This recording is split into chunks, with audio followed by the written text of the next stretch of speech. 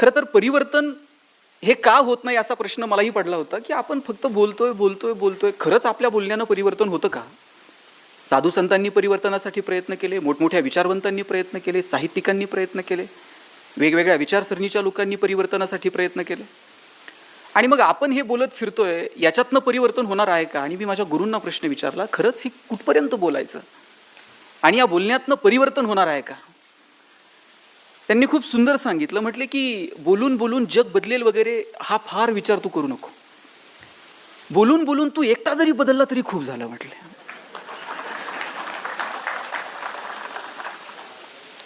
आणि मग मी विचार करायला लागलो की खरंच आपण तरी बोलून बोलून बदलतोय का? आपलं बदलणं सुद्धा खूप महत्वाचं आहे. जेव्हा आपल्याला बोलायचा अधिकार प्राप्त होईल, त्या अधिकारासाठी तरी आपण बदलणं गरजेचं आहे. मी त्यांना विचारलं की परिवर्तन का नाही? त्यांनी खूप सुंदर सांगितलं, आपल्याकडं झालंय असं, ज्या गोष्टी श्रवणीय आहेत, ज्या गोष्टी वाचनीय आहेत, त्या लोकांनी वर्तनात आणल्या, आणि ज्या गोष्टी खरं तर वर्तनीय आहेत, वर्तनात येणं गरजेचं आहे, त्या लोकांनी श्रवणापुरत्या वाचनापुरत्या मर्यादित ठेवल्या. त्याला कृतीची जोड नाही. त्यांनी उदाहरणासहित सांगितलं, आपल्याकडे 2 धर्मग्रंथ आहेत, एक आहे रामायण आणि दुसरा आहे महाभारत. इथे नगरमध्ये जर रामकथा आयोजित केली तर अशी प्रचंड गर्दी होईल ऐकायला. महाराज सांगायला लागतील, राम वनवासाला निघाला, आमच्या डोळ्यात पाणी येईल, पदर आपोआप डोळ्यांकडे जाईल. 7 दिवस आम्ही एकरूप होऊन रामकथा ऐकू, आणि 7व्या दिवशी फक्त महाराजांनी सांगायचं, पोरांनो, राम जसा वागला ना तसं वागावं लागतं. छे छे, ते वागायचं असतं का? ते ऐकायचं असतं महाराज. जे वर्तनीय आहे ते वाचनीय केलं, आणि जे वाचनीय आहे ते वर्तनीय केलं. जे महाभारत, त्यातली गीता वर्तनीय आहे, ते बाजूला ठेवलं, आणि इतर प्रकरण मात्र आम्ही वर्तनात आणण्याचा प्रयत्न केला. पटेल असं सांगतो, आपल्याकडे मुलगी पाहायचा कार्यक्रम असतो, आणि मुलगी पाहायला गेल्यानंतर तिला काय प्रश्न विचारतात? म्हणजे तुमच्या पिढीने हे कार्यक्रम अनुभवले आहेत, हल्ली आम्ही संधीच देत नाही कोणाला पाहायला जाणं, विचारणं वगैरे. ठरलेले प्रश्न असतात, नाव काय, गाव काय, स्वयंपाक येतो का, अजून जन्मतारीख काय, मामा कुठले, आत्या कुठली, आणि फार फार तर जरा थोडीशी आध्यात्मिक पार्श्वभूमी असणारे आईवडील असतील तर ते विचारतात, बाई तुला अध्यात्मातलं कळतं का? आणि मुलीला सांगून ठेवलेलं असतं, काही विचारलं तर हो म्हणायचं, नंतर बघू आपण काय असतं. तिला विचारलं, बाई तुला अध्यात्मातलं कळतं का? मुलगी म्हटली, काय कळत नाही ते विचारा. म्हटली कळतं तर एखादी सुंदर रामायणातली कथा सांग. मुलगी म्हटली, 2 सांगते, एक काय? आता या जमान्यामध्ये अध्यात्मातलं कळतं असं सांगणारी मुलगी भेटणं म्हणजे किती कौतुक आहे मला सांगा. हल्ली सगळ्या महिला संध्याकाळी 7 ते रात्री 10 पर्यंत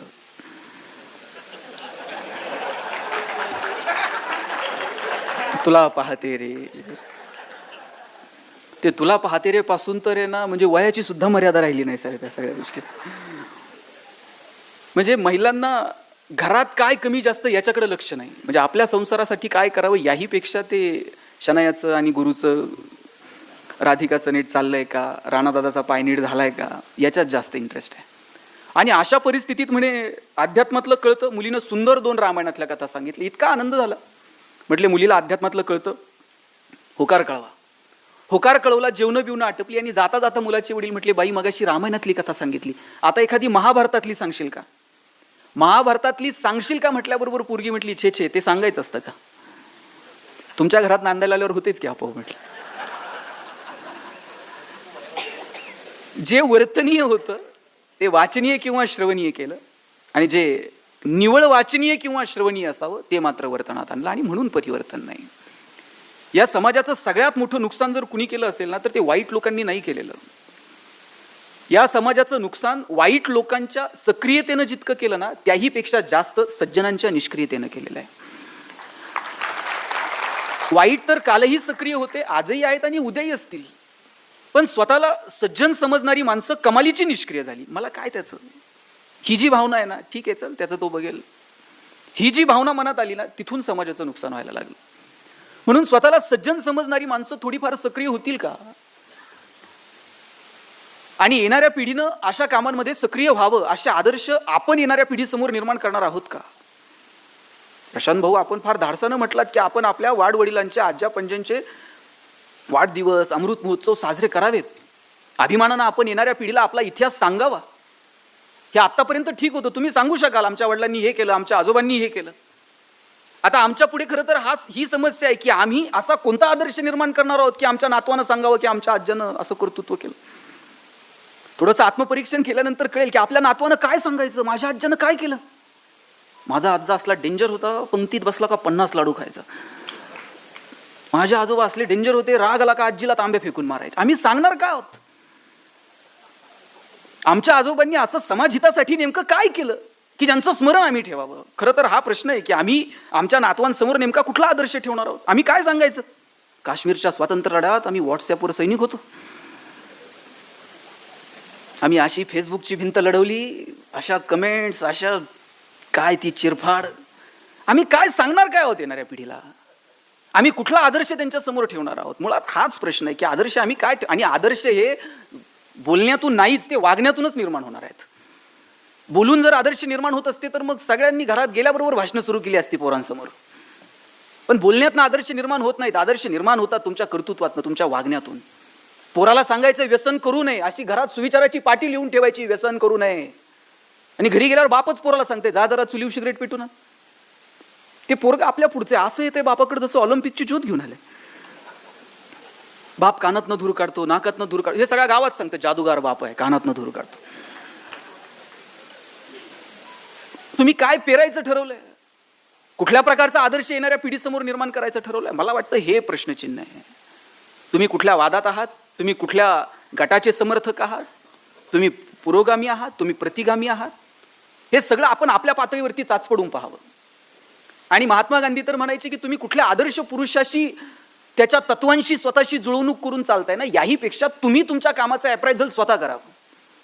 आणि तुम्ही तुमच्या कामाचं अप्रायझल करत असताना एकच क्रायटेरिया आहे, तुम्ही जे काम करत आहात ते शेवटच्या माणसाचे अश्रू पुसतं का. समाजातल्या शेवटच्या माणसाला, तळागाळातल्या माणसाला तुम्ही करणारं काम उपयोगी पडतं का. मला वाटतं हा क्रायटेरिया आहे. आपलंही जगणं सुंदर व्हावं आणि इतरांचंही जगणं सुंदर व्हावं. इतरांचं जगणं सुंदर व्हावं याच्यासाठी आमच्याकडे काय. इतरांचं सोडावं, स्वतःचं जगणं सुंदर व्हावं याच्यासाठी आम्ही काही वेगळे प्रयत्न करतो का. मी ज्यावेळेस या विषयावरती बोलायला सुरुवात केली, मी वडिलांना विचारलं की काय जगणं कधी सुंदर होईल. महागडी गाडी घेतली म्हणजे जगणं सुंदर होईल, 2-5 कोटीचा फ्लॅट घेतला म्हणजे जगणं सुंदर होईल, महागड्या ब्युटी पार्लरमध्ये जाऊन आम्ही बसलोत, महागडी विभूषणं आम्ही खरेदी करायला शिकलोत म्हणजे जगणं सुंदर होईल. ते 2 दिवस काहीच बोलले नाही. आणि तिसऱ्या दिवशी म्हटले तुला सुंदर जगण्याचा एक फॉर्म्युला सांगतो. म्हटलं काय. म्हटलं एक यादी कर की आतापर्यंत तुला कोणत्या कोणत्या माणसांनी मदत केली आयुष्यात. म्हटलं सोपं आहे. मी लिहायला घेतली यादी. मी ज्यावेळेस केडगाववरून न्यूयॉर्क्सला कॉलेजला यायला लागलो, मला एक मित्र डबल सीट घेऊन यायचा. मी त्याचं नाव पहिल्यांदा यादीत टाकलं. 11वीची फी भरायला पैसे नव्हते, मित्राच्या एका वडिलांनी दिले होते, मी त्याचं यादीत नाव लिहिलं. पुण्यात MBAला गेलो, एका घरात राहायचो पेंगेस्ट म्हणून, तिथलं नाव लिहिलं.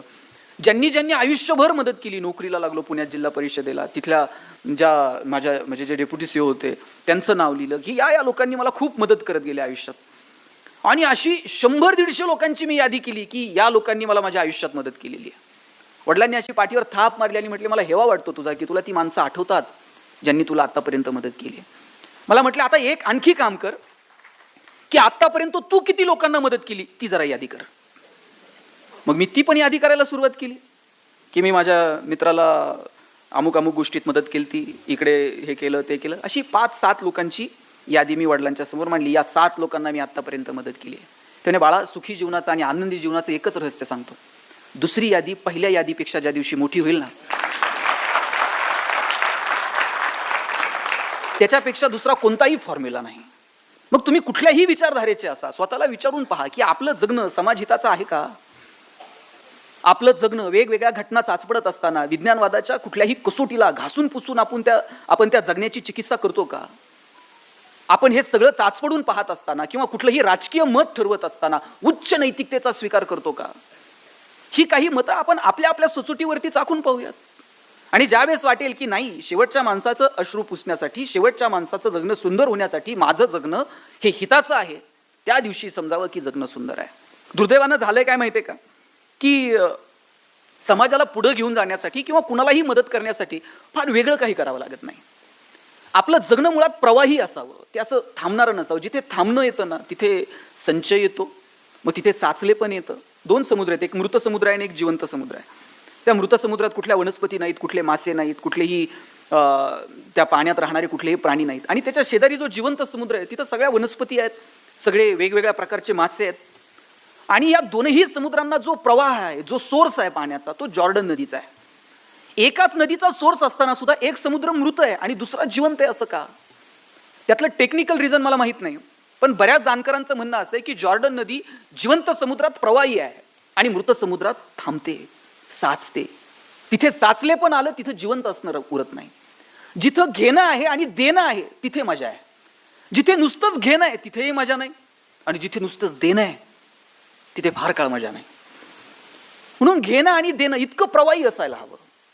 ते विंदांची खूप सुंदर कविता आहे. देणाऱ्यानं देत जावं, घेणाऱ्यानं घेत जावं, आणि घेता घेता एक दिवस म्हणजे हात घ्यायचे म्हणजे तुडून घ्यायचे का, तर ती देण्याची वृत्ती आत्मसात करावी. हिरव्या पिवळ्या डोंगरांकडून हिरवी पिवळी शाल घ्यावी, सह्याद्रीच्या कड्याकडून छातीसाठी ढाल घ्यावी, वेड्या पिशा ढगांकडून वेडेपिसे आकार घ्यावेत, मातीमधल्या प्रश्नासाठी पृथ्वीकडून हुंकार घ्यावेत, उसळलेल्या दर्याकडून पिसळलेली आयाळ घ्यावी, आणि शांत होणाऱ्या भीमेकडून तुकोबाची माळ घ्यावी. देणाऱ्यानं देत जावं, घेणाऱ्यानं घेत जावं, आणि मग एक दिवस त्या देणाऱ्याचे हात घ्यावेत. ही देण्याची वृत्ती आम्ही आत्मसात केली आहे का? हे देणं आमच्यामध्ये आहे का? आणि द्यायला काय लागतं? एकतर पैसे लागतात, एकतर वेळ लागतो, एकतर कष्ट लागतात, किंवा ज्ञान लागतं. कुठलाही समाज पुढे घेऊन जायचा असेल, तुमच्याकडे पैसे आहेत तर पैसे द्या, तुमच्याकडे वेळ आहेत तर वेळ द्या, तुमच्याकडे ज्ञान आहेत तर ज्ञान द्या, तुमच्याकडे कष्ट करण्याची ताकद आहे तर कष्ट द्या, आणि हे काहीच नसेल तर किमान गप्प बसा. हे वरच्या 4 लोकांची अडचण नाहीये, हे 5वे आहेत ना ज्यांच्या काहीच नाही त्यांची अडचण आहे. यांना फार वळवळ आहे, आणि ही वळवळ करणारी माणसं चळवळ बिघडून टाकतात. म्हणून आपल्याकडे जे आहे ते एकतर देता आलं पाहिजे, नाही तर मग शांतपणे पाहता आलं पाहिजे. हे शांतपणे पाहणंही उरलं नाही आणि देण्याचीही दानत नाही, तिथे दुःख आहे. मग आनंद नेमका कशात आहे? ज्ञानोबांनी खूप सुंदर सांगितलंय. आपण नेवाशात ना आज साहेब, म्हणजे ज्ञानेश्वरी इतका सुंदर ग्रंथ आहे. खरं तर तो जगण्याची प्रेरणा देणारा आहे. आणि ते ज्ञानोबा सुखाविषयी, आनंदाविषयी बोलताना सांगतात, किंबहुना सोय जीव आत्मयाचेल आहे, तेथ जे होय तया नाम सुख. ज्ञानोबा सांगतात आत्म्याशी जे संबंधित आहे ना त्याला सुख म्हणावं. खरं तर ही तरुणांनी अभ्यासाचा ग्रंथ आहे ज्ञानेश्वरी. आपला असा समज आहे की 60-70 उलटल्यानंतर, रिटायरमेंट नंतर निवांत वाचू. ज्ञानेश्वरी वगैरे वाचणं हे मुळात ज्ञानेश्वरी वैराग्याकडे घेऊन जात नाही, जीवन जगण्याची कला शिकवणारा ग्रंथ आहे. आणि तो तरुणांनी का वाचावा सांगितला एका तरुणानं. वयाच्या 16व्या वर्षी सांगणारा ग्रंथ 61व्या वर्षी का वाचावा? आणि बरं, ती ज्ञानेश्वरी ज्या गीतेवरची टीका आहे ती कुणी सांगितली? ती सुद्धा भगवान श्रीकृष्णाने सांगितली, तारुण्यात सांगितली. आणि कुणा येऱ्यागबाळ्याला सांगितली का? जगातला सगळ्यात श्रेष्ठ धनुर्धारी अर्जुन, त्याला सांगितली गीता. आणि कुठं सांगितली? माऊली सभागृहात, ऑडिटोरियम मध्ये, बालगंधर्वला तिकीट लावून. अरे कुरुक्षेत्रात सांगितली, जिथं जीवन आणि मृत्यू समोरासमोर आहे, तिथं कृष्ण गीता सांगतो. आणि त्या गीतेवरची टीका असणारी ज्ञानेश्वरी. आणि ते ज्ञानोबा आनंदाविषयी बोलताना सांगतात की ती आत्म्याची वृत्ती आनंदी असणं, ती तुमची सेल्फ कॅरेक्टरिस्टिक आहे. आनंदही आपला आहे आणि दुःखही आपलंच आहे. पण दुर्दैवानं झालं काय, आनंद आणि दुःख हे आपलं आपलं असण्यापेक्षा ते इतरांच्या क्रियेप्रतिक्रियेवरती अवलंबून राहायला लागलं. ते इतरांच्या क्रियेप्रतिक्रियेवरती कसं अवलंबून असेल? मला साधं सांगा, इथं महिला आहेत, लाईट गेल्यानंतर पहिल्यांदा काय करतात? ते मेणबत्ती वगैरे नंतर. खरं सांगा, शेजारच्याची आहे का नाही ते बघते आधी. आणि शेजारच्याची असली तर सगळ्या जगाचं दुःख आपल्या वाट्याला. आणि शेजारच्याची नसल्यावर किती बरं वाटते, सगळ्या गावाची गेली, जाऊ दे मोरू दे म्हणते. काय दुःख सुद्धा सार्वजनिक असलं पाहिजे. जग बुडालं तिथं आपलं काय? दुःख सार्वजनिक असलं पाहिजे आणि सुख मात्र वैयक्तिक असलं पाहिजे. 100 रुपयाची नोट हरू दे बरं, म्हणजे हरू नये पण कल्पना करा हरवली, किती वाईट वाटतं. ताई, गल्लीतल्या 4 बायकांना बोलून आपण सांगतो, बाई बाजारात गेलते, 100 रुपये पडले, कसे साठवले होते माझे मला माहीत, परवा त्यांच्या खिशात 20 सापडले, असे करून करून 100 झालते, कुठं पडले कुणाच ठाऊक. बरं, त्याच्या पुढचं बोलणं असं असते, ज्याला सापडले असतील त्याला पचायचेच नाहीत. किती दुःख. फक्त यातल्या 4 चौघींमधल्या एकीनं सांगितले पाहिजे, बाई तुझे 100 गेले, माझे परवा 500 पडले. इतकं बरं वाटतं ना. जाऊ दे मरू दे, आपले तर 100च गेले. ते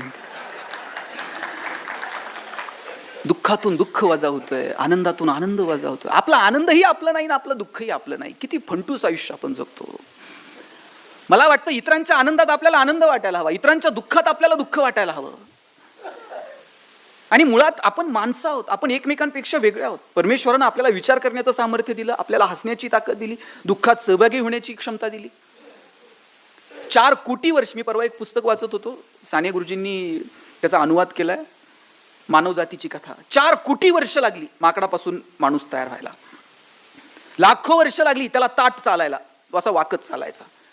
त्याच्यानंतर हजारो वर्षानंतर त्याला वेगवेगळ्या धातूंचा शोध लागला. लाखो वर्ष उलटल्यानंतर त्याला हातात दगड उचलून फेकता येतो हे कळायला त्याला कितीतरी हजारो वर्ष गेले. आणि ज्या दिवशी माणसाला कळालं ना फेकता येतंय, त्या दिवशीपासून ते फक्त फेकायचाच विचार करायला लागला. मग त्यानं दगड उचलले, दगडांचा धारी लावल्या, त्याची शस्त्र तयार केले. त्या शस्त्रांपर्यंत तो थांबला नाही. मग त्याची मजल बॉम्ब शोधण्यापर्यंत गेली, विमानं शोधण्यापर्यंत गेली. आणि त्यानं त्याचं सगळं ज्ञान स्वतःच्या सुरक्षिततेच्या नावाखाली संहाराकडे वाटचाल करायला सुरुवात केली.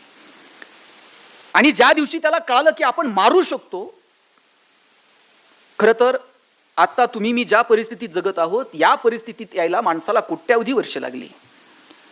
आपण कुणाला तरी मारू शकतो, कुणाचा तरी संहार करू शकतो, हे जर कळालं नसतं आणि आपल्या हातातून काहीतरी फेकण्यापेक्षा काहीतरी निर्माण करावं याच्याकडे जर माणसाची नजर गेली असती, तर काही शेकडो वर्षात आपण या परिस्थितीपर्यंत येऊन पोहोचलो असतो. पण काहीतरी फेकण्यापेक्षा आणि कुणाला तरी मारण्यापेक्षा काहीतरी निर्माण करावं हे कळायला माणसाला खूप वर्ष गेली. इथपर्यंत आपण सहजासहजी आलेलो नाही आहोत. कितीतरी पिढ्यानं पिढ्या खर्ची झाल्या आणि मग तुम्ही मी या अवस्थेपर्यंत आलेलो आहोत. आता इथून पुढचं आयुष्य किमान माणूस म्हणून, प्रत्येक माणसाला माणूस म्हणून जगता यावं, याच्यासाठी आपल्या प्रत्येकाला 2 पावलं उचलता येतील का? आपलं जगणं समृद्ध करता करता इतरांचं जगणं समृद्ध करता येईल का? याच्यासाठी काही प्रयत्न करता येतील का? आणि ज्या वेळेस ही देण्याची वृत्ती येते, तिथे इतरांचं आणि स्वतःचं जगणं समृद्ध होऊन जातं. तुम्ही डॉक्टर विठ्ठल लहाने नाव ऐकलं असेल, प्लॅस्टिक सर्जन आहेत आणि रोज 4 सर्जरी मोफत करतात. प्रशांत भाऊंनी मगाशी शिक्षणाचा उल्लेख केला आणि ते बोलले की शिक्षणातनं माणूस हा फक्त शिक्षित झाला, पण तो सुशिक्षित होऊ शकला नाही. महात्मा फुले म्हणायचे की शिक्षण हे 4 टप्प्यातनं जातं. पहिल्यांदा तो अशिक्षितपणाचा टप्पा ओलांडून शिक्षित होतो, नंतर सुशिक्षित होतो, नंतर सुसंस्कृत होतो आणि मग सृजनशील होतो. आम्ही फक्त अशिक्षितपणाचा टप्पा ओलांडून शिक्षित होऊ शकलो, पण सुशिक्षित, सुसंस्कृत, सृजनशील झालो का? संवेदनशील झालो का? आणि तसं जर असतं तर हजारो लाखो अभियंत्यांतून काही समाज अभियंते निर्माण झाले असते. इंजिनियरला कळतं पालिकेचं काम कसं करायचं, कोणत्या रस्त्याचं काम कसं करायचं. इंजिनियर, सिव्हिल इंजिनियरला कळतं कोणत्या चौकात किती रुपयानं प्लॉट घ्यायचा, किती स्क्वेअर फीट बांधकाम करायचं, किती TDR लोड करायचा, किती रुपयानं विकायचं.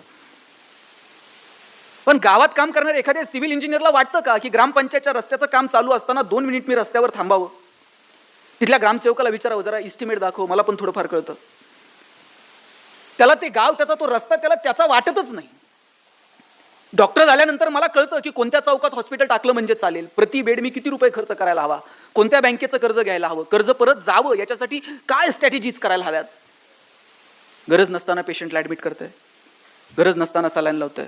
नॉर्मल डिलिव्हरी असेल तर मी नगरच्या डॉक्टरांविषयी बोलत नाही, मला परत पुण्याला जायचं, नाही तर परत इथंच तुम्ही ऍडमिट कराल. म्हणजे या एज्युकेशन सिस्टीम मधनं डॉक्टर तयार झाले, पण समाजाची नाडी कळेल असे मोजके डॉक्टर पाहायला मिळाले. अभियंते तयार झाले, पण समाज अभियंते किती. आणि मग हे शिक्षण व्यवस्थेचं अपयश नाही का? आमच्या पोरांना प्रश्न पडत नाहीत का? आमच्या पोरांमध्ये राष्ट्रप्रेम, समाजहित या संकल्पना फक्त मार्कांपुरत्याच मर्यादित आहेत का? मूल्य शिक्षणासारखा विषय फक्त मार्कांसाठीच मर्यादित आहे का? पर्यावरणासारखा विषय हा फक्त प्रोजेक्ट पुरताच मर्यादित आहे का? आम्ही या सगळ्या व्यवस्थेतनं पोरांचं जगणं समृद्ध व्हावं, समाज समृद्ध व्हावा, याच्यासाठी नेमकं पुढच्या पिढीच्या समोर काय ठेवत आहोत, मला वाटतं याचं आत्मपरीक्षण होणं गरजेचं आहे. आणि जोपर्यंत आम्ही मार्कांसाठी धावणारी पोरं, आमची शिक्षण व्यवस्था फक्त आणि फक्त त्या उदरनिर्वाहापर्यंत नेऊन जोडली आणि त्याचे अतिशय वाईट परिणाम येणाऱ्या काळात आपल्याला भोगावे लागणार आहेत. मी डॉक्टर विठ्ठल लहानेंचं नाव सांगत होतो. प्लॅस्टिक सर्जन आहेत आणि रोज 4 सर्जरी मोफत करतात. डॉक्टरांची आणि माझी एका सोलापूरच्या एका विवाह सोहळ्यात भेट झाली होती. तिथे त्यांचं भाषण ऐकलं. ते सांगत होते की मी रोज 4 सर्जरी मोफत करतो, पण लहान असताना एकदा माझी आई मला म्हटली होती शेजारच्या मावशीची साडी घेऊन ये. मी शेजारच्या मावशीची साडी आणली आणि आईला आणून दिली. आईनं 4 दिवसांनी घडी घालून धुवून दिली आणि सांगितलं नेऊन दे. मी नेऊन दिली. आईला विचारलं आई शेजारच्या मावशीची साडी का मागितली? आई म्हटली लग्नाला जायचं होतं आणि लग्नाला घालून जावी अशी एकही साडी माझ्याकडे नव्हती, म्हणून शेजारच्या मावशीची आणली. टचकन डोळ्यात पाणी आलं की आपल्या आईकडे लग्नाला घालून जावी अशी एकही साडी नसावी. मोठं व्हायचं, खूप पैसे कमवायचे, आईला रोज नवीन साडी घालता आली पाहिजे. डॉक्टर झालो, पैसे मिळायला लागले, आज माझी आई रोज नवी साडी घालू शकते. पण एक दिवशी रस्त्यानं जाताना एक मुलगी पाहिली, तिचे 2 ओठ फाटलेले होते. तिचं लग्न जमत नव्हतं. तिचं लग्न जमत नाही हे दुःख त्या मुलीला विचारण्यापेक्षा तिच्या बापाला किंवा भावाला विचारावं. मी त्या मुलीला हॉस्पिटलला बोलवलं आणि सांगितलं तुझ्या वडिलांना पाठवून दे, आपण सर्जरी करू.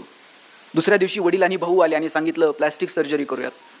वडील म्हटले एवढे पैसे नाहीत साहेब, हे सर्जरी बिर्जरी नटनट्यांची कामं, आमच्याकडे कुठून आले एवढे पैसे. मी म्हटलं पैसे लागत नाहीत, तुम्ही फक्त या. मला माझ्या आयुष्यातला अर्धा एक तास फक्त ऑपरेशनसाठी खर्च करायचा होता, बाकी काही नाही. तो अर्धा एक तास खर्च करायचं ठरवलं, मोफत ऑपरेशन केलं. पोरगी सुंदर दिसायला लागली. 6 महिन्यांनी लग्न जमलं. भाऊ पेढे घेऊन आला. एका हातात पेढा होता आणि दुसऱ्या हातात आयुष्यातली सगळी प्रॉपर्टी होती. ही सगळी प्रॉपर्टी त्या पेढ्याच्या समोर खुजी वाटायला लागली आणि ठरवलं रोज 4 तरी पेढे कमवायचे. डॉक्टर सांगत होते माझे वडील 90-92 वर्षांचे आहेत, पण असं तरुण पोराला लाजवेल असं हवेत तर चालत असतात. वडिलांना विचारलं बाबा एवढ्या हवेत का चालता? वडील म्हटले मी पद्मश्री डॉक्टर तात्याराव लहाने आणि प्लॅस्टिक सर्जन विठ्ठल लहानेचा बाप आहे, हवेत नाही चालणार तर काय चालणार. अमृत महोत्सव साजरा करण्यासाठी अशी परंपरा सांगता आली पाहिजे. आम्ही यांचे पाईक आहोत, आम्ही या संस्कारांना घेऊन पुढे चाललेलो आहोत. किंवा बापाला अभिमानानं सांगता आलं पाहिजे की अरे मी या लेकरांचा बाप आहे. आणि मग हे कुठून आलं हे मला वाटत नाही की कुठल्या शाळेत, तुम्ही जे बोललात की अनुभवातनं आपण शिकतो, शाळेतनं ऑपरेशन कसं करायचं हे आम्ही शिकलो असू, पण समाजानं आम्हाला शिकवलं की नाही, आमचं ज्ञान समाजहिताचं असायला हवं. लक्षात घ्या, कोणताही शिक्षक आहे ना हा विद्यार्थीभिमुख असला पाहिजे, विद्यार्थी हा ज्ञानाभिमुख असला पाहिजे आणि त्याचं ज्ञान हे समाजाभिमुख असलं पाहिजे. त्याचं ज्ञान जर समाजाभिमुख नसेल तर त्या ज्ञानाचं करायचंय काय? आणि ज्ञानाचा अर्थ हा शेवटी केवळ आणि केवळ उदरनिर्वाहाशी जोडलेला असेल तर जगात कुणीच उपाशी राहत नाही. जगात प्रत्येक जण आपापलं मिळेल तसं पोट भरतोच की. तुम्ही कोटी रुपये कमवले आणि तुमच्याकडं मी 1,00,000 रुपये कमवले, 1,00,000 रुपये कमवल्यानंतर माझ्याकडे 2 रुपये उरले तर तो बॅलन्सच आहे. आणि कोटी रुपये कमवून तुमच्याकडे 10 रुपये उरले तरी तो बॅलन्सच आहे. आणि जगात बॅलन्स वरती घेऊन जायची सोय अजून उपलब्ध नाही. बॅलन्स इथेच ठेवून जावा लागतो. मग बॅलन्ससाठी जगायचं की सामाजिक बॅलन्स नीट असावा याच्यासाठी जगायचं, मला वाटतं हे ठरवावं लागेल. आणि मी परत परत सांगतो, समाजाचा बॅलन्स जर ठेवला नाही तर येणाऱ्या पिढ्या तुम्हाला मला नीट जगू देणार नाहीत. समाजसेवा सुद्धा स्वार्थी हेतूने करावं लागेल. एक वेळ जाती जातीतले वाद मिटवता येतील साहेब, धर्माधर्मातले वाद मिटवता येतील, एवढंच काय 2 राजकीय पक्षांमधले वाद सुद्धा मिटवता येतील. पण गरिबी आणि श्रीमंती ही जर दरी निर्माण झाली तर याचे परिणाम येणाऱ्या काळात प्रत्येक समाज व्यवस्थेला भोगावे लागतील. आणि तिकडे सुरुवात झाली आहे. लक्षात घ्या, पुण्यामध्ये एका माथे फिरून रात्रीत 50 गाड्या पेटून दिल्या. सकाळी पोलिसांनी विचारलं का पेटवल्या? म्हटलं आपल्याला घेता येत नाही. म्हणला पेटवता तर येते, काय करायचं ते करा. म्हटलं एसी गाड्या घेऊन फिरता, आम्हाला एसटीचं तिकीट काढता येत नाही, पेटून टाकल्या. म्हणला काय कलम लावायचे त्याला. मी पारगावमध्ये राहतो साहेब, नगर तालुक्यात छोटंसं गाव आहे माझं, पारगाव भातुडी. इथून 20-22 किलोमीटर अंतरावर. माझ्या गावात एक MH-14 पासिंगची गाडी आली होती. MH-14 म्हणजे जरा सधन भाग आहे. गाडी आली तशीच काच खाली घेतली. ड्रायव्हरच्या डोळ्यावर असा महागडा गॉगल होता. त्यानं गॉगल बिगल न काढता असंच एका लहान पोराला विचारलं पारगाव कुठे रे? आता गाडी पारगावतच आहे.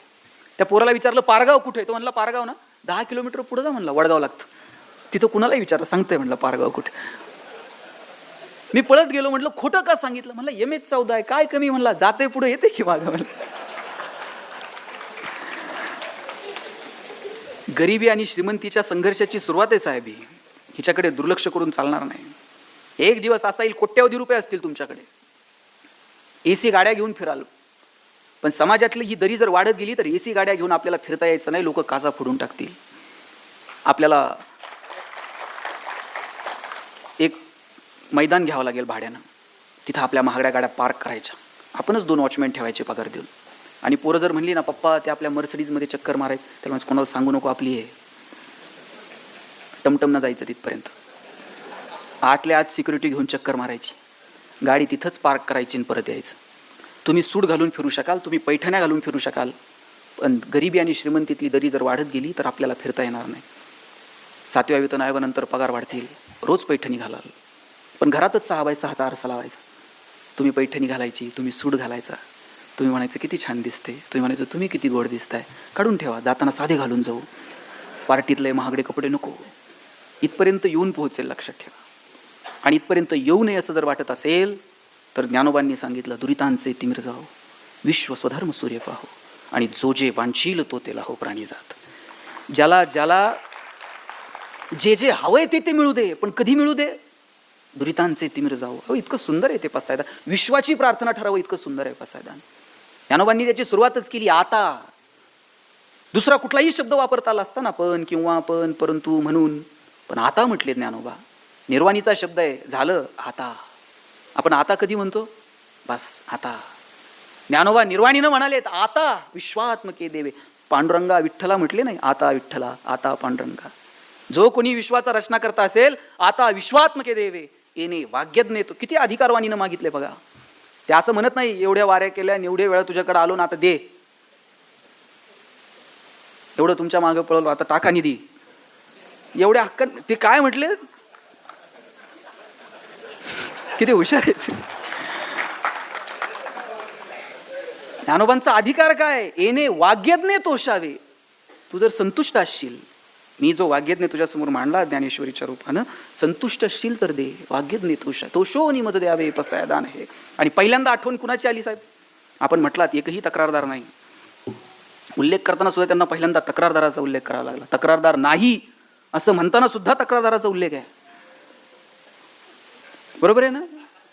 ज्ञानोबांना सुद्धा उल्लेख कुणाचा करावा लागलाय? जे खळांची व्यंकटी सांडो. मदत करणाऱ्यांचा उल्लेख आधी. ज्ञानोबांवर प्रेम केलं नाही का समाजानं? 2-5 लोक असतील ना, पण ज्ञानोबा आधी असं म्हटले नाही यानं लय मदत केली, पहिलं याला देऊन टाका, असं नाही.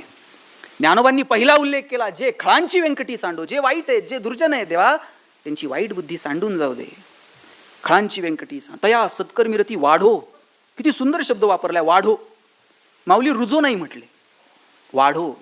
रुजो कधी म्हणतात? जेव्हा काहीच नाही तेव्हा रुजो. आणि वाढो कधी? थोडा आहे, आता वाढो. वाईटातल्या वाईट माणसामध्ये सुद्धा थोडी तरी सत्कर्माची वृत्ती आहे, आणि म्हणून ज्ञानोबा म्हणतात वाढो. काय सुंदर आहे ते पसायदान. आणि मग जो जे वांछील तो ते लाहो. ज्याला ज्याला जे जे हवंय ते मिळू दे. आनंद अपेक्षित आहे ना, मिळू दे, पण कधी मिळू दे? दुरितांचे तिमिर जाओ. देवा अगोदर पाप अंधकार दूर होऊ दे. आणि हे पाप आणि अंधकार दूर करण्याची ताकद तुमच्या व्यवस्थेत आहे का? तुमच्या शिक्षण व्यवस्थेत आहे का? तुमच्या संस्कारांमध्ये आहे का? तुमच्या मूल्यांमध्ये आहे का? मला वाटतं हे स्वतःला विचारावं. आमची सगळी शिक्षण व्यवस्था जर आम्हाला मार्कांच्या पाठीमागे धावायला लावणार असेल, साहेब गुणवंत विद्यार्थ्यांचे सत्कार होतात हल्ली, हजार विद्यार्थ्यांचे सत्कार. प्रत्येक पक्ष वेगवेगळे सत्कार करतो. ते महिनाभर पोरं फक्त कधी बाण, कधी कमळ, कधी घड्याळ, कधी पण असलं घेऊन फिरत असतात. ते सर्टिफिकेटवर असतेच की कोपऱ्यात. आणि ते इतके तेच गुणवंतांचे सत्कार आहेत ना. आणि त्यात मी एका सत्काराला गेलो होतो, तिथं असे 90च्या पुढच्या 3 रांगा होत्या.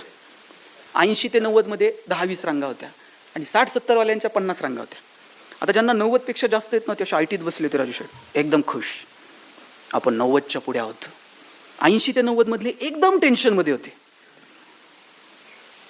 म्हणजे त्यांच्या विचाराची अवस्था नेमकी युती होईल का, इकडे जाऊ का, अशी जी दोलायमान अवस्था आहे ना, नेमकं इकडं अशा अवस्थेत ते 80 ते 90 मधले होते. आणि मागं जे 60-70 वाल्या 50 रांगा होत्या ना साहेब, ते 90 वाल्यांपेक्षाही खुश होते. त्यांनी व्हायचे ते होऊ द्या, आता काहीच आपल्या हातात होते. अजून महिनाभर तर काही कळत नाही. ते शेवटची जी रांग होती ते खुश होते. 80 ते 90 मधले टेन्शन मध्ये आणि 90च्या पोटचे खुश. आता 80 ते 90 मधले जे पालक होते त्यांना म्हटलं तुम्ही काय एवढे नाराज आहात? ते म्हणले पोरानं पार मथुरा पाण्यात घातली.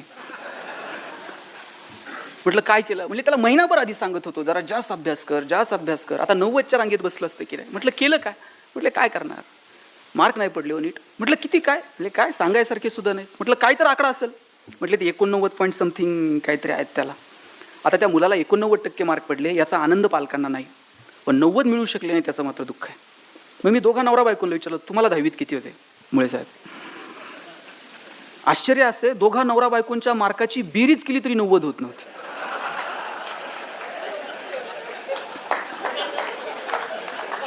आणि त्यांना दुःख याचं होतं पोराला 90 पडले नाहीत. आम्ही या सगळ्या शिक्षण व्यवस्थेला कुठे घेऊन चाललोय? कॉमर्समध्ये ग्रॅज्युएट झालेल्या पोराला बँकेत डीडी काढता येत नाही. मराठीत ग्रॅज्युएट झालेल्या पोराला शुद्ध नीट मराठीत बोलता येत नाही. इंग्रजीत ग्रॅज्युएट झालेल्या पोराला स्वतःचा बायोडाटा इंग्लिशमध्ये लिहिता येत नाही. कुठे घेऊन चाललो आम्ही या सगळ्या व्यवस्थेला? नॉस्कॉम कमिटीचा रिपोर्ट होता, in future 75% engineers will be permanently unemployed, 90% plain graduates will be permanently unemployed. नोकऱ्याच मिळणार नाहीत. 90% प्लेन ग्रॅज्युएट, इंजिनियर्स 75%, नोकऱ्याच नाहीत. का नाहीत? ते आम्ही शिकलो नाही. आम्ही फक्त आणि फक्त मार्कांच्या पाठीमागे धावत राहिलो. मार्क कसे मिळतील? समाजात नवीन नवीन काय घडतंय? जपान उद्ध्वस्त झालं पण परत ताटमानेने उभं राहिलं. कुणाच्या जोरावर राहिलं? तिथल्या लिंबू टिंबू पोरांच्या जोरावर जपान उभं राहिलं. दुबईमध्ये काय होतं? तेलाचे पैसे होते पण proper utilization of the resources. आज काय? जगातला सगळ्यात बिझिएस्ट एअरपोर्ट दुबईचा आहे, जगातला सगळ्यात प्रॉफिएस्ट मॉल दुबईचा आहे. आम्ही आमच्या पोरांना मोठी स्वप्न दाखवली नाही, त्यांना त्यांच्या जगण्याची कला शिकवली नाही. फक्त मार्क कर, कुठेतरी नोकरी लाग, ह्याच्या मागे लाग, त्याची चिठ्ठी आण, बँकेत तरी लागलं पाहिजे, पतसंस्थेत तर चिटकलं पाहिजे. परवा निमसे सर भेटले होते एका कार्यक्रमात. लखनौला कुलगुरू असताना 123 जागांसाठी लाखो पोरांनी अर्ज केले होते शिपाई पदासाठी, आणि त्याच्यामध्ये हजारो पोरं PhD होल्डर होते. कुठे घेऊन चाललोय आम्ही सगळ्या शिक्षण व्यवस्थेला? म्हणजे आम्ही, आणि याच्यात पोरांची चूक नाहीये, पालक म्हणून तुमची माझी चूक नाहीये का? आपण शिक्षणाचा अर्थ एकमेव नोकरी मिळाली पाहिजे एवढाच सांगितला. पण तुझं जगणं समृद्ध करण्यासाठी बाळा शिक्षण आहे, तुला जगायचं तसं जग. का मोठी स्वप्न आम्ही पोरांना दाखवली नाही? का आम्ही त्यांना सांगितलं नाही उद्योगात ये, व्यवसायात ये, नोकऱ्याच करायच्या तर जरा मोठ्या कर, काहीतरी वेगळं मोठं स्वप्न बघ? हे का सांगू शकलो नाही? पोरगं काही वेगळं करायला गेलं का बापच त्याला सांगतंय अंथरून पाहून पाय पसर. त्याला ते पोरगं हातपाय खोडून खोडून मरून गेलं, पण बापानं काय त्याला कधी हातपाय पसरू दिले नाहीत. तुम्हाला सांगतो, आज तुम्ही घरी गेलात ना, पोराला सांगा हातपाय पसर, अंथरुणाचं काय करायचं तुझा बाप बघल. एवढी धमक, एवढी रग आम्हाला पोरामध्ये निर्माण करता आली पाहिजे. लात मारील तिथून पाणी काढेल अशी ताकद त्या पोराच्या मनगटात निर्माण करता आली. आम्ही भीती निर्माण केली आणि पोरांसाठी कमवायच्या फंदात पडलो. लायक असेल तर ते कमवतोय आपोआप, नालायक असेल तर तुम्ही किती कमवून ठेवा बघा, ते 2 दिवसात उडवतोय. त्याच्यामध्ये कमवण्याची रग, त्याच्यामध्ये कमवण्याची लायकी आम्हाला निर्माण करता येईल का? मुळात हा प्रश्न आहे. म्हणून त्या दृष्टीने आम्ही काही मुलांना दिलंय का? नोकरी नोकरी नोकरी. ते एक बाग आहे, त्या बागेत 1 क्लर्कची जागा भरायची होती, तर 1000 पोरांनी ॲप्लिकेशन केलं. आता एकच जागा आहे, एकाच पोराला नोकरी मिळणार आहे. एकाला अपॉइंटमेंट लेटर साईन करून मिळणार. त्यावेळेस बागेतला शिपाई पळत आला, म्हटलं साहेब याला नोकरी देऊ नका. म्हणे का? बागेत जे गुरीला माकड होतं ते मेलंय म्हटलं. आता गुरीला नाही तर लोक कशी येणार? लोक नाही तर पगार करायचा कशात? काही करा पण याला नोकरी देऊ नका. स्वाभिमान शून्य पिढी जन्माला घातली. त्या पोरानं बागेतल्या मॅनेजरचे पाय पकडले, म्हटलं साहेब तोंडात आलेला घास काढू नका, पडेल ते काम करेल पण नोकरी तेवढी द्या. साहेब म्हणले रडू नको. पोरगं म्हणलं लग्न होईपर्यंत तरी द्या, परत सोडून टाक. साहेब म्हणले तुला नोकरी क्लर्कची देतो, फॅसिलिटीज क्लर्कच्या मिळतील, पगार क्लर्कचा मिळेल, पण जोपर्यंत बागेत गुरीला येत नाही तोपर्यंत काम मात्र गुरीलाचं करावं लागेल. तो म्हणला पगार आहे ना, मग गुरीला तो गुरीला. रोज यायचा, गुरीलाचे कपडे घालायचा आणि पिंजऱ्यात जाऊन उभं राहायचा. लोक यायची, शेंगा बिंगा खायला घालायची. म्हणला मजा आहे, पगार पण चालू आहे, डेली अलाउन्स पण सुरू आहे. म्हटलं एक दिवशी कॉलेजच्या पोरापोरींची ट्रिप आली आणि कॉलेजच्या मुला मुलींकडे बघून हे जोर जोरात उड्या मारायला लागला आणि उड्या मारता मारता चुकून वाघाच्या पिंजऱ्यात जाऊन पडलं. आता वाघाच्या पिंजऱ्यात पडल्यावर म्हणलं नोकरी गेली तरी चालती, जीव वाचला पाहिजे. जीव वाचावा म्हणून जीवाच्या आकांतानं ओरडायला लागला, वाचवा. याच्या आवाजानं झोपलेला वाघ जागा झाला. याच्या अंगावर धावून आला आणि हातावर हात ठेवून म्हणला ओरडू नको, नाही तर दोघांची नोकरी द्या.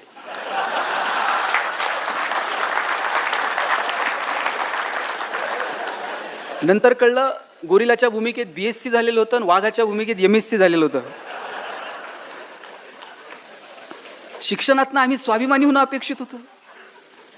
शिक्षणानं जर आम्ही स्वाभिमान शून्य होणार असू आणि शिक्षण ही संकल्पना निवळ आणि निवळ उदरनिर्वाहाशी नेऊन जोडणार असू, तर मग यातून तुम्ही कुठल्या आनंदी जीवनाची अपेक्षा करणार आहात? तुम्हाला तुमची आता नवीन नवीन शिक्षणात संकल्पना आनंददायी शिक्षण, आणि आनंददायी शिक्षण अप्राइज करण्याची कोणता फॉर्म्युला आहे तुमच्याकडे? मी म्हणेल की सगळे फॉर्म्युले सोडून द्या. आणि मी तुम्हाला विचारतो, तुमची लहान मुलं, तुमचे लहान नातू आता शाळेत जायला लागलेत. न्यायला गाडी येते, सोडवायला गाडी येते, ते टाय बी बांधून शूज बीज घालून पोरगं तयार असतं. भारत हा असा एकमेव देश असेल कदाचित की ज्या देशामध्ये मातृभाषेपेक्षा इतर भाषांमध्ये शिक्षण देण्यावरती अधिक भर दिला जातो. जगातली सगळी प्रगतशील राष्ट्र स्वतःच्या भाषेत शिकवतात. इतर भाषा अंगीकारू नका या मताचा मी निश्चित नाही. इंग्रजी जगाची भाषा आहे, स्वीकारली पाहिजे, शिकली पाहिजे.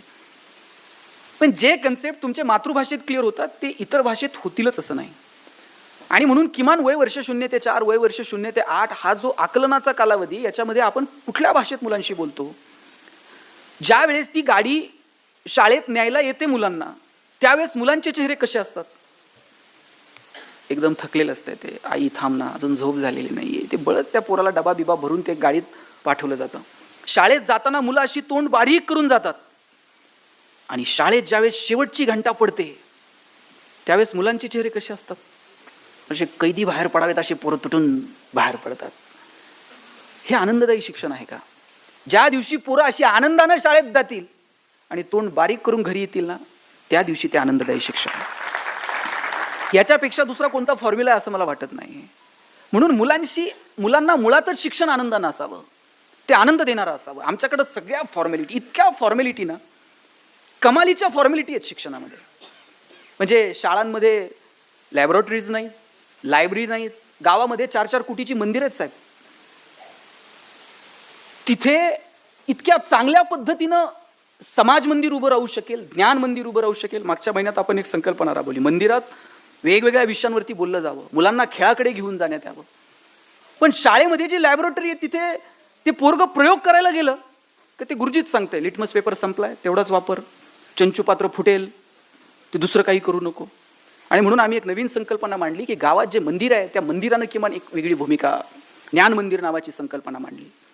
गावातल्या मंदिरातून मुलांना निसर्ग, समाज, अर्थकारण या वेगवेगळ्या विषयांवरती त्यांच्याशी बोललं जाईल का? त्या विषयांवरती त्यांच्याशी संवाद साधला जाईल का? मला वाटतं या दृष्टीनं प्रयत्न होणं गरजेचं आहे. वर्षानुवर्षे तेच शिकवलं जातंय, त्याच गोष्टी, या गोष्टींच्या पलीकडे जाता येईल का? तीच वाक्य आहेत, कर्ता कर्म क्रियापद एकत्र केलं का वाक्य तयार होतं. पोरांनो लिहा, शरद जेवण कर, कमल पाणी आण, हे असलंच आहे. याच्यात आम्ही कधी बदलणार आहोत? जोपर्यंत आम्ही हे बदलत नाहीत आणि येणाऱ्या पिढीची पावलं ओळखून मुलांपर्यंत काही पोहोचवत नाहीत, तोपर्यंत आम्ही वेगळ्या संकल्पना मुलांसमोर मांडू शकत नाहीत. आणि म्हणून आनंदानं जगायचं असेल आणि आनंद द्यायचा असेल, आनंद घ्यायचा असेल आणि मुळात जीवन आनंदी असावं असं जर वाटत असेल तर आपल्या जगण्याच्या संकल्पना आपल्याला ठरवाव्या लागतील. अमेरिका प्रगतशील राष्ट्र आहे, दुसरीकडे भूतान आहे. भूताननं साहेब समाधानाचा निर्देशांक जाहीर केला आणि सगळ्या जगानं डोळे विस्फारले. भूतान सांगत होतं, आमच्याकडे चमचमीत रस्ते नाहीत, आमच्याकडे चकचकीत मॉल नाहीत, पण आम्ही समाधानी आहोत. एक दिवस असा येईल तुम्हाला तुमचा निर्देशांक समाधानाच्या पातळीवरती मोजावा लागेल. आपण समाधानी आहोत का? मला वाटतं हे स्वतःला विचारून पाहावं. आणि आम्ही समाधानी असणं हे आमची सेल्फ कॅरेक्टरिस्टिक आहे, ती आमच्या पातळीवरती आम्हाला मोजावी लागणार आहे. जगात जर सगळ्या गोष्टी पैशाने विकत मिळत असत्या तर जगातली सगळी श्रीमंत माणसं सुखी झाली असती. पण मी कितीतरी श्रीमंतांना रडताना बघितलंय. शिर्डीला जाऊन बघा, साईबाबाच्या मंदिरात लाखो रुपये टाकतात, बाबा ते झोप तरी येऊ दे रात्रीची, तुला सोन्याचं सिंहासन देतो, पण मला माझ्या खुर्चीवर नीट बसता येत नाही. पैशानं जर माणसं सुखी होत असती तर जगातली सगळी श्रीमंत माणसं सुखी झाली असती. 10 साखर कारखान्याचे शेअर्स आहेत साहेब, पण डॉक्टरांनी सांगितले चमचावर पण खाऊ नको. 10 लाखाचा दिवाण म्हणून घेतलाय झोपायला, पण डॉक्टरांनी सांगितलंय मनक्यात गॅप आहे, चटेवर झोपत चल. राजाला असा एक साधू झोपलेला असायचा तिथेच, आणि त्या साधूवर खूप श्रद्धा होती याची. आणि हा रोज राजा त्याला फोन बोलायचा की महाराज तुम्ही एक तर राजवाड्यात या, नाहीतर मला तर घेऊन जा. तर राजा साधू म्हणायचा, राजे तुम्ही तिथं बरे आहेत, मी इथं बरा आहे, तर मग तुम्हाला राजवाड्यात यायला काय हरकत आहे? ते गुरु एकच वाक्य म्हणायचा, तिथं काय निथं काय, काय फरक पडतो मला? शेवटी राजा हुशार होता, जाऊन बसला, म्हटला गुरु तुम्ही काय म्हणता, तिथं काय निथं काय? मग काहीच फरक नाही तर मग तिथं काय निथं काय, चला मग राजवाड्यात. गुरु म्हटला मग तिथं काय निथं काय, चल म्हणले राजवाड्यात. राजवाड्यात घेऊन गेला. आता एरवी चटईवर झोपणारे गुरु राजवाड्यात गेल्यावर आलिशान सगळं एकदम बेड बीड निवांत, ते सेवा करायला सगळे, हवा घालायला वेगळे. राजा आनंद, ते राजासारखाच गुरु पण आनंदात राहायला लागला. रोज मैफिली बसायच्या, मद्यपान, गुरुनी सगळ्या गोष्टीचा आनंद घेतला. आणि मग राजा म्हणला तुझ्यात माझ्यात काय फरक आहे काय? म्हणला मी आनंद घेतोय, तू आनंद घेतोय, आणि नुसतंच म्हणायला इथं काय आणि तिथं काय. तुमच्यात आणि माझ्यात आता गुरु काहीच फरक उरलेला नाही. गुरु म्हणले एक फरक उरलेला आहे. म्हणले काय? म्हणले सांगतो तुला, इथं नाही, जरा राजवाड्याच्या बाहेर चल. राजाच्या हाताला पकडलं आणि राजवाड्याच्या बाहेर गेले आणि म्हटले काय फरक आहे तुमच्यात आणि माझ्यात? सगळे आयुष्याराम मी जे भोगतो ते तुम्ही भोगले, आता काय फरक राहिला? एक फरक आहे. म्हणले काय? चल थोडं पुढं करता करता लांब घेऊन गेला राजाला. राजाच्या सीमा संपल्या राज्याच्या, आणि गुरु 2 पावलं पुढे गेले. आणि 2 पावलं पुढे गेल्यानंतर राजा थांबला. म्हणला गुरु आता इथून पुढे येता यायचं नाही, माझं सैन्य मागं राहिलं, राजवाडा मागं राहिला, माझ्या सगळ्या राण्या मागं राहिल्या, आता इथून पुढे जाता यायचं नाही. गुरु म्हटले हाच फरक आहे तुझ्यात आणि माझ्यात. मी इथून पुढेही जाऊ शकतो आणि इथून मागेही येऊ शकतो.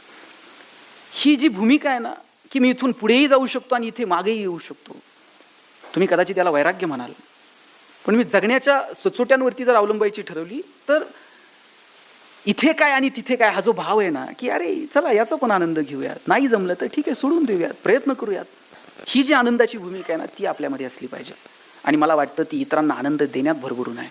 म्हणून तो इतरांना देण्यामधली मजा घ्या, कुटुंबाला वेळ द्या, सगळ्यात महत्त्वाचं म्हणजे स्वतःला वेळ द्या. माझं सगळ्या महिलांना सांगणं आहे की तुम्ही पहिल्यांदा स्वतःला वेळ द्या.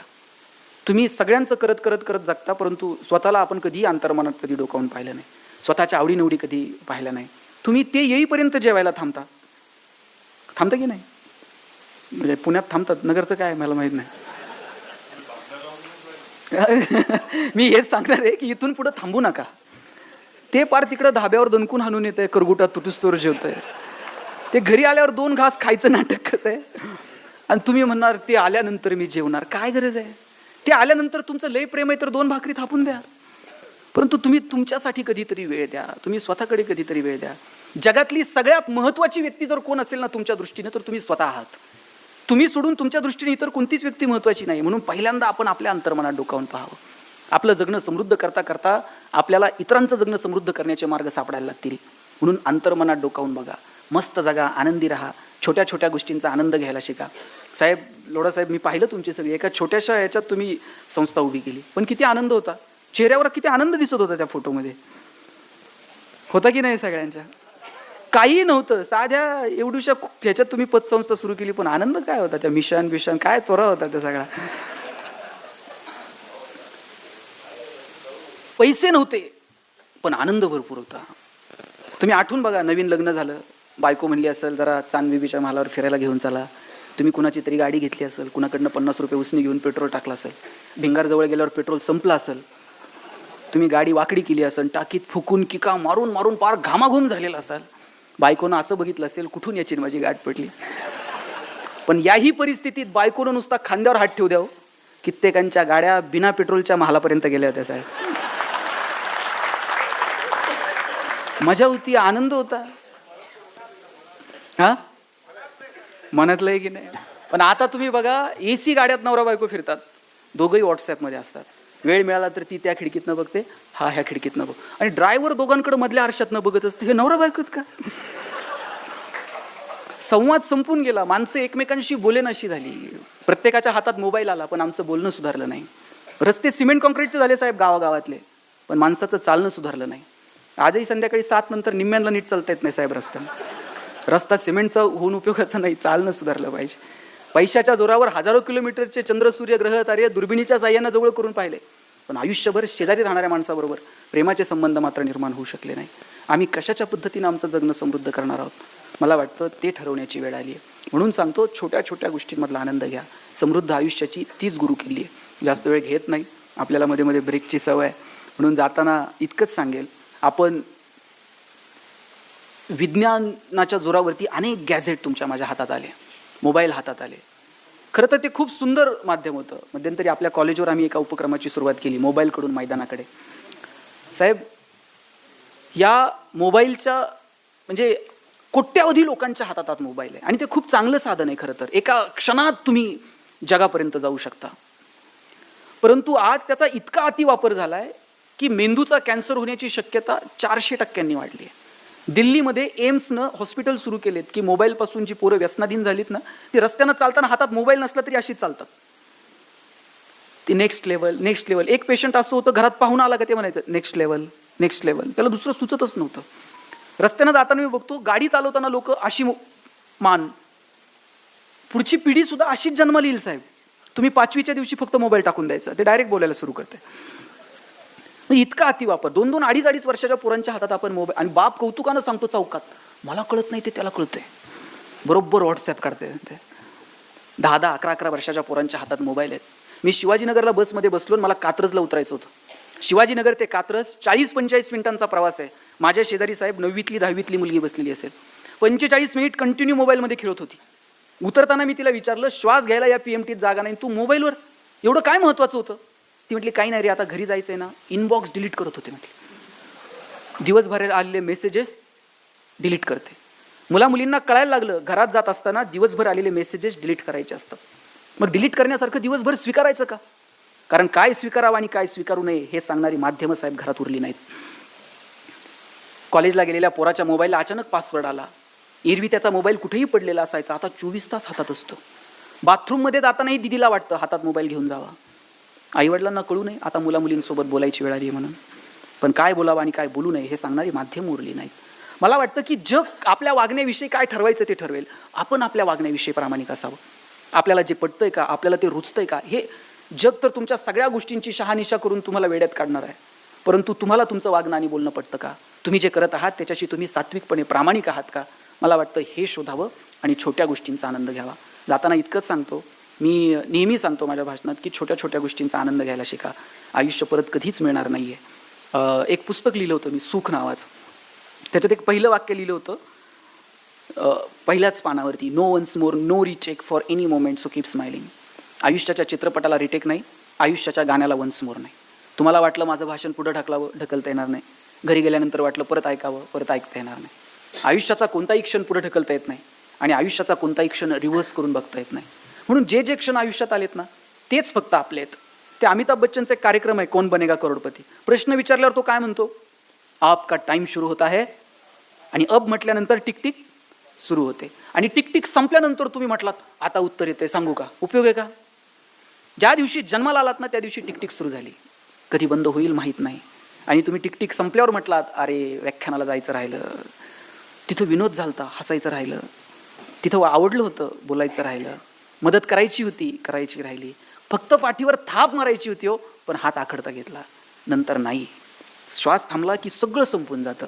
14 वित्त आयोगातून शेड तयार करून ठेवलेत, पांढऱ्या कापडावाल्यांनी कापडं तयार करून ठेवलेत, मडकेवाल्यांनी मडके थापून ठेवलेत, बांबूवाल्यांनी बांबू साळून ठेवलेत, सगळं तयार आहे. रडणारे सुद्धा तयार आहेत साहेब.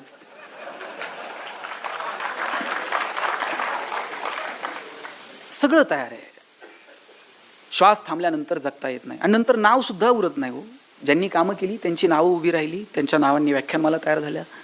आपण जर तसं कर्तृत्व केलं तर आपलं नाव, नाहीतर मृत्यूनंतर 1 मिनिट सुद्धा नाव उरत. लोक विचारतात बॉडी कुठपर्यंत आली म्हणतात. बॉडी नावाचं रूपांतर बॉडीमध्ये होऊन जातं. मला वाटतं मस्त जगून घेऊ, आनंदानं जगून घेऊ, इतरांचं कौतुक करू, कौतुक करत चला. वसंतराव चांगलं काम करतात, आपल्याला चांगलं म्हणायला काय हरकत आहे का? आयतं यायचंय, बसायचंय, खुर्ची विरची रिलून करतंय, 5-6 वर्ष चांगलं करतोय म्हणून जाता जाता काय वसंतराव काय व्याख्यान, मग हुरूप येईन पुढच्या वर्षी आणखी जाऊ म्हण. ते जरा थोडेसे अजून 2-4 खुर्च्या होत्या पाहिजे होत्या, 2-4 लोकांना उभं राहायला लागलं. ते म्हणते हे करू का नको करू पुढच्या वेळेस परत. चांगलं काम करणाऱ्या माणसाचं कौतुक करायला लागतं काय हो? 2 शब्द प्रमाणे कौतुक करून बघा, आणि त्याची सुरुवात घरापासून करा साहेब. आज संध्याकाळी घरी गेलात ना काका, पहिलं बायकोचं कौतुक करून बघा. आणि काय लागत नाही बिचारीला कौतुक करायला, असं राजेश खन्नासारखं 30 सेकंद तिच्याकडे बघायचं आणि फक्त एक डायलॉग मारायचा, उगं तू ये म्हणून चाललंय, नाही तर माझ्याच्यानं काय खरं आहे का? ती अख्ख्या गावात सांगते 1 नंबर नवरा भेटलाय. काय लागतं, मस्त आनंदानं जागा. मी प्रशांत भाऊ इथं केडगावला लहानाचा मोठा झालो. माझे वडील शिक्षक मुख्याध्यापक होते, एका शाळेवर रिटायर झाले. आणि अख्ख्या कॉलनीमध्ये मुळे साहेब सगळ्यांची घरं स्लॅबची होती, फक्त आमचं घर पत्र्याचं होतं. आणि मी माझ्या आईला म्हणायचो, आई सगळ्यांची घरं स्लॅबची ना आपलंच पत्र्याचं का? आई म्हणायची नशिबान आहे शिक्षकाच्या घरात जन्माला आला. आणि माझे वडील ज्या शाळेवर शिक्षक होते तिथं तुमचे वडील अध्यक्ष होते काही काळ. आणि वडील माझी आई सांगायची की शिक्षकाच्या घरात जन्माला आला, नशिबान आहेस, पत्र्याच्या घरात लहानाचा. मी म्हणायचो काय शासनाचा GR आहे का शिक्षकांनी स्लॅबची घरं बांधायची नाही? ती म्हणायची कार्ट्या नशिबान आहेस, पत्र्याच्या घरात जन्माला आला. मी म्हणायचो का? ती म्हणायची बघ घर गरम व्हायला लागलं का तुला कळतं उन्हाळा सुरू झालाय, घर गळायला लागलं का तुला कळतं पावसाळा सुरू झालाय. शेजारच्या स्लॅबच्या घरात उन्हाळा कळत नाही, पावसाळा कळत नाही, खास ऋतूंची ओळख व्हावी म्हणून भूगोल शिकवणाऱ्या तुझ्या बापानं असलं मॉडेल उभं केल्यावर मजा होती हो. पैसे नव्हते पण निव्वळ आनंद होता. वडील 1 चॉकलेट आणायचे आणि माझ्या बहिणीच्या हातात द्यायचे, म्हणायचे कावेरी गणेशांनी तू अर्धा करून खा. वडिलांनी कायम 1च चॉकलेट आणलं आणि तिच्या हातात दिलं. ताई चॉकलेटचे 2 भाग करायची, एक मोठा आणि एक छोटा. ताई चॉकलेटचा मोठा भाग मला द्यायची आणि छोटा स्वतःला ठेवायची. चॉकलेट छोटं होतं पण आभाळा एवढा संस्कार करून गेलं. मोठ्या लोकांनी मोठ्या गोष्टी मोठ्या मनानं छोट्या लोकांना द्यायच्या असतात. आणि जगात हे फक्त बहीण करू शकते साहेब, लक्षात ठेवा. जगात हे दुसरं कुणी करू शकत नाही. म्हणून बहिणीचा सन्मान करा, आदर करा. आपल्याही आणि इतरांच्याही. आपण आपल्या बहिणीचा सन्मान जितका करतो तितका इतरांच्या बहिणीचा जर करता आला तर कुठल्या बहिणीसाठी मोर्चे काढावे लागणार नाहीत, कॅन्डल मार्च काढावे लागणार नाहीत. आम्हाला सगळं पाहिजे पण मुलगी नको हल्ली असं म्हणतात. मी विचारलं का पोरगी नको? नाही म्हणले ते वंशाला दिवा पोरगा लागतो म्हटले. म्हणलं पण ती नाही चालत का? ते सोडावं म्हणले. चितेला आग कोण लावणार? मला खरं सांगा ताई, घरात चूल कोण चांगलं पेटवतं, मुलगी का मुलगा? गॅस कोण चांगलं पेटवतं? मग चिता कोण चांगली पेटवतं? चिता पेटायला पोरगाच कशाला? पोरगी आल्याशिवाय तर कळत पण नाही साहेब कोण गेलं म्हणून. ती एसटीतनं उतरली ना त्या प्रेतापर्यंत ओरडत येते माझा बाप असा होता सांगते. पोरगा म्हणता आली तर 10 दिवस थांब, जाताना हक्क सोडपत्रावर सहाय्य करायच्या. घराला घरपण देण्याची ताकद जर कोणात असेल ना तर ती तुमच्या आईत आहे, तुमच्या बहिणीत आहे, तुमच्या मुलीत आहे, तुमच्या पत्नीत आहे. म्हणून तिला मस्त जगू द्या, आनंदानं जगू द्या, आनंद घ्या आणि इतरांना द्या. मस्त हसत हसत जगा. आल्यापासून मी 2-3 जण बघतोय हसलेच नाहीत साहेब. म्हणजे जोक झाला तरी ते शेजारी बघतोय, ते हसतोय का? काही जणांना घरी गेल्यावर हसायला येईल, अरे विनोद झाला होता ते. काय लागतं? आणि माणसालाच हसता येतं, जनावरांना येतं का? शिनकूर करायला गोठ्यात गेलाय आणि एखाद्या म्हशीनं छान स्माईल दिली, प्लीज वेलकम इन गोठा विथ स्माईल. गाढवाला कधी हसताना बघितलंय का साहेब? ज्या दिवशी गाढव हसायला सुरुवात करेल ना त्या दिवशी समजायचं गाढवाचा प्रवास आता मानवत्वाकडे सुरू झाला. आणि ज्या दिवशी माणूस हसायचं बंद करेल ना, तुम्हा सगळ्यांना तुमच्या भावी आयुष्यासाठी खूप साऱ्या शुभेच्छा. No once more, no retake for any moment. So please please please dear friends keep smiling. Thank you.